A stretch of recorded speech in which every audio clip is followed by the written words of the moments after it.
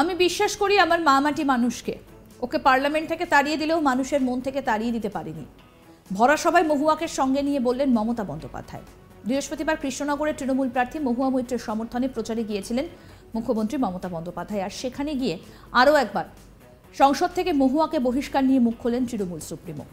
তৃণমূল প্রার্থীকে পাশে দাঁড় করিয়ে কেন্দ্রীয় সরকারকে কার্যত এক হাত নেন তিনি। মহুয়াকে নিয়ে ওদের খুব জ্বালা। প্রধানমন্ত্রীর ধমকানি শুনে ভয় পাবেন না তো? উনি অনেক গল্প বলবেন। আমি বিশ্বাস করি মহুয়াকে, আমি বিশ্বাস করি আমার মা মাটি মানুষকে। ওকে পার্লামেন্ট থেকে তাড়িয়ে দিলেও মানুষের মন থেকে তাড়িয়ে দিতে পারেনি। কি বললেন মুখ্যমন্ত্রী মমতা বন্দ্যোপাধ্যায়, শুনব। তৃণমূলে ভোটটা হবে, সকাল সকাল ভোটটা হবে।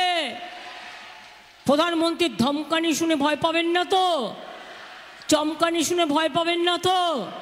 উনি অনেক গল্প বলবেন, কারণ মিথ্যে গল্প সাজাতে বেশি টাইম লাগে না, কিন্তু যায় আসে না। আমি বিশ্বাস করি মহুয়াকে, আমি বিশ্বাস করি আমার মা মাটি মানুষকে, আমার সাধারণ মানুষকে। তাই জেনে রাখবেন, ওকে পার্লামেন্ট থেকে তাড়িয়ে দিলেও মানুষের মন থেকে তাড়িয়ে দিতে পারেননি।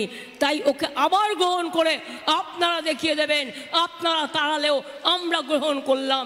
এটাই কৃষ্ণনগরের, চৈতন্যদেবের কৃষ্ণনগরের বিশেষত্ব, নবদ্বীপের কৃষ্ণনগরের বিশেষত্ব।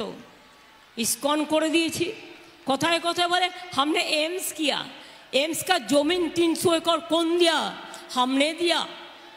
জিজ্ঞেস করুন, রাস্তাঘাট তৈরি করা থেকে শুরু করে আরও 300 কোটি টাকা কে দিয়েছে? আমরা রাজ্য সরকার দিয়েছি। বিশ্ববিদ্যালয় থেকে শুরু করে স্বরতীর্থ, শাড়ি তীর্থ, মুসলিম তীর্থ, বিশ্ববিদ্যালয় থেকে শুরু করে সব কিছু করে দেওয়া হয়েছে। প্রচারে গিয়ে মুখ্যমন্ত্রী বলেছেন কার সঙ্গে কার বন্ধুত্ব, কেঁচো খুঁড়তে গেলে সাপ বেরিয়ে যাবে। মমতা এও বলেন মহুয়াকে নিয়ে ওদের খুব জ্বালা, ও মুখের ওপর কথা বলে দেয়, ভয় পায় না। তৃণমূল প্রার্থীকে বাঘ বলেও সম্বোধন করেন তিনি। বলেন ও লড়াই করে বাঘের বাচ্চার মতো। মুখ্যমন্ত্রীর দাবি, মহুয়া মৈত্র যেহেতু বলে দিয়েছিলেন দেশে কি চলছে, সেই রাগ থেকেই বহিষ্কার করা হয়েছে তাকে। 31শে মার্চ নির্বাচনী সভা থেকে মহুয়ার সমর্থনে মমতা বন্দ্যোপাধ্যায় বলেছিলেন মহুয়ার ওপর দেখেছেন কি অত্যাচার হয়েছে, তাকে লোকসভা থেকে তাড়িয়ে দিয়েছে। কারণ ও জোরে জোরে কথা বলতো, বিজেপির বিরুদ্ধে আওয়াজ তুলতো, ভোটে দাঁড়াবার পরেও ওর বাবা মায়ের বাড়িতে গিয়েও রেড করে এসেছে। এবং ওদের কাজ যেমন করে হোক মহুয়াকে হারানো। মহুয়াকেও আপনারা জেতাবেন, রানাঘাটেও জেতাবেন, বাংলার 42টা সিটে 42টাতেই তৃণমূলকে জেতাবেন। আর কি বললেন এদিন মুখ্যমন্ত্রী মমতা বন্দ্যোপাধ্যায়, শুনুন।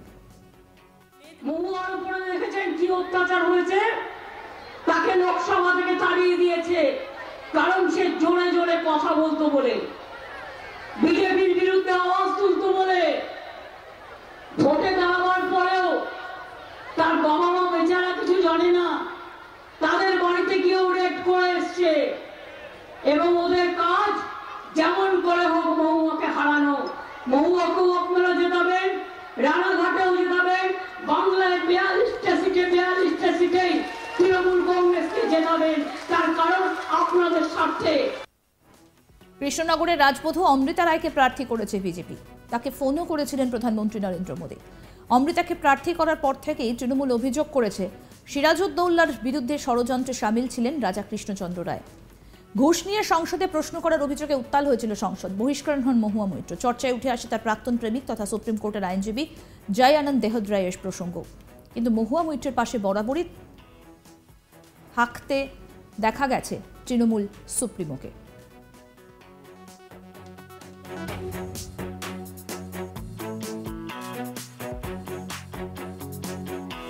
এদিন মহুয়া মৈত্রের হাত ধরে ভরা সভায় কি বললেন তৃণমূল সুপ্রিমো মমতা বন্দ্যোপাধ্যায়, শোনাবো আরেকবার। তৃণমূলে ভোটটা হবে, সকাল সকাল ভোটটা হবে। প্রধানমন্ত্রীর ধমকানি শুনে ভয় পাবেন না তো? চমকানি শুনে ভয় পাবেন না তো? উনি অনেক গল্প বলবেন, কারণ মিথ্যে গল্প সাজাতে বেশি টাইম লাগে না, কিন্তু যায় আসে না। আমি বিশ্বাস করি মহুয়াকে, আমি বিশ্বাস করি আমার মা মাটি মানুষকে, আমার সাধারণ মানুষকে। তাই জেনে রাখবেন, ওকে পার্লামেন্ট থেকে তাড়িয়ে দিলেও মানুষের মন থেকে তাড়িয়ে দিতে পারেননি। তাই ওকে আবার গ্রহণ করে আপনারা দেখিয়ে দেবেন, আপনারা তাড়ালেও আমরা গ্রহণ। আরও আপডেট পেতে দেখতে থাকুন আজ তাক বাংলার ইউটিউব চ্যানেল, সাবস্ক্রাইব করুন।